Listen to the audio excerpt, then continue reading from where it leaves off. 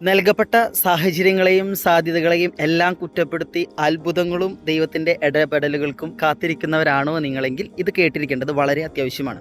ലൂക്കായുടെ സുവിശേഷത്തിൽ ഈശോ ധനവാന്റെയും ലാസറിൻ്റെയും ഉപമ പറഞ്ഞിട്ട് ഒരുപാട് കാര്യങ്ങൾ പറയുന്നുണ്ട്. എന്നാൽ ഏറ്റവും പ്രധാനപ്പെട്ടതെന്ന് എനിക്ക് തോന്നുന്ന ഒരു കാര്യം പറയട്ടെ. എന്നാൽ നമുക്ക് നൽകപ്പെട്ടിട്ടുള്ള ദൈവിക സാന്നിധ്യങ്ങളെയും ദൈവവചന സാഹചര്യങ്ങളെയും ഉപയോഗപ്പെടുത്താൻ നമുക്ക് പറ്റണം. എന്തുകൊണ്ടാണ് പറയാൻ കാരണം, ധനവാൻ പറയുന്നുണ്ട്, എൻ്റെ സഹോദരന്മാർ രക്ഷപ്പെടാൻ വേണ്ടി ലാസർ ഭൂമിയിലേക്ക് ചെന്ന് അവർ ഉപദേശിക്കട്ടെ, മരിച്ചവരിൽ നിന്ന് ഒരുവൻ ഉയർത്താൽ അവർ കേൾക്കുമെന്ന്. എന്നാൽ ദൈവം അവരോട് പറഞ്ഞെന്താ, അവിടെ പ്രവാചകന്മാർ പറഞ്ഞിട്ട് കേൾക്കാത്തത് മരിച്ചവർ ഉയർത്തു കഴിഞ്ഞാൽ അവൻ കേൾക്കും. നമ്മുടെ ജീവിതത്തിലും അങ്ങനെയല്ലേ? നമുക്ക് നൽകപ്പെട്ട സാഹചര്യങ്ങളെയും നന്മകളെയും ദൈവവചനത്തെയും ദൈവിക സാന്നിധ്യത്തെയും ഉപയോഗപ്പെടുത്താതെ അത്ഭുതങ്ങൾക്ക് പുറകെയും ദൈവം നേരിട്ട് ഇറങ്ങി വരട്ടെ എന്ന് നമ്മൾ പറയുമ്പോൾ തമ്പുരാൻ നമ്മളോട് പറയുന്നത് ഇതൊക്കെ തന്നെയാണ്.